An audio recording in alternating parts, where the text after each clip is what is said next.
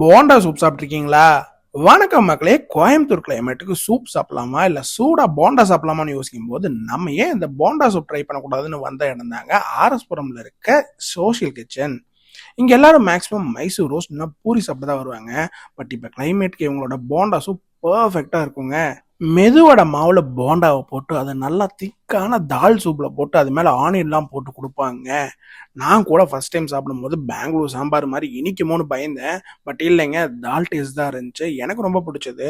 அது கூடவே இவங்களோட மதுர் வடைன்னு ஒன்று வைப்பாங்க, நல்லா கிறிஸ்பியாக இருக்கும். அதை வாங்கி இந்த சூப்பில் போட்டு கொடுத்து சாப்பிட்டீங்கன்னா இன்னும் சூப்பராக இருக்குங்க. ஃபினிஷிங்க்கு இவங்க கிட்ட கிடைக்கிற வாழைப்பழம் ஏலக்காய்லாம் போட்டு செய்கிற மேங்களூர் பன் ட்ரை பண்ணோம். ரொம்ப சப்டலாக பட் செம ஃபில்லிங்காக இருந்துச்சுங்க. இனி வெயிட் பண்ணுறீங்க? இப்போவே இந்த வீடியோவை உங்கள் ஃப்ரெண்ட்ஸுக்கு ஷேர் பண்ணி போண்டா சூப் சாப்பிட்லாமான்னு கேளுங்க.